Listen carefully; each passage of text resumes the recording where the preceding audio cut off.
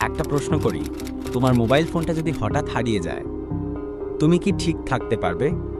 শরীর ঘামতে শুরু করবে, মাথা ঘুরবে, মনে হবে পৃথিবীটাই থেমে গেছে। এই অনুভূতির একটা নাম আছে, নোমোফোবিয়া।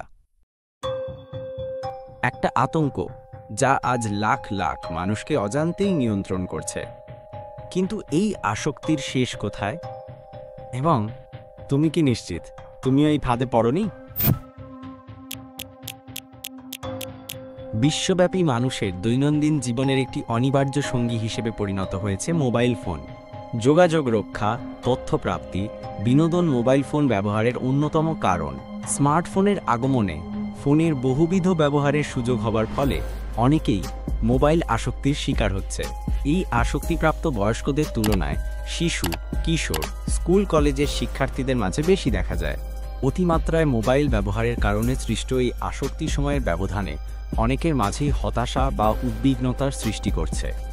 মোবাইল ফোন ব্যবহার করতে না পারা কিংবা মোবাইল ফোন ছাড়া থাকার ভীতি থেকে তৈরি হওয়া আতঙ্ক বা উদ্বিগ্নতাকে নোমোফোবিয়া বলা হয়।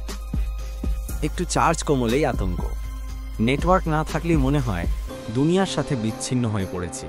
এটাই হলো নোমোফোবিয়ার আসল রূপ। এই আসক্তি বাড়ায় মানসিক চাপ, দিনে দিনে তৈরি হয় অস্থিরতা, অ্যাংজাইটি আর বিষণ্ণতা। ঘুম আসে না ঠিকমতো, ফোন ছাড়া যেন চোখ বন্ধ করাও কঠিন। পরিণামে আসে ঘুমের ব্যাঘাত। ঘরের ভেতর সবাই একসাথে, তবু সবাই আলাদা। সম্পর্কে জমে যায় বরফ। ফোন ছাড়া যেন নিজের অস্তিত্বই হারিয়ে যায়।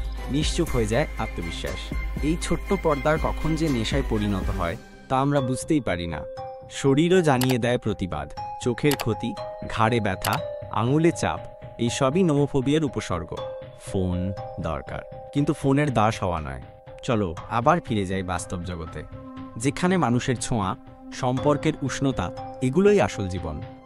তুমি কি জানো নোমোফোবিয়ার বিরুদ্ধে সচেতনতা ছড়িয়ে দিতে আমরা কি করতে পারি? কমেন্টে জানাও তোমার মতামত। আর সাবস্ক্রাইব করো বং ফ্যাক্ট অফিসিয়াল, কারণ রহস্য এখানেই উদ্ঘাটিত হয়।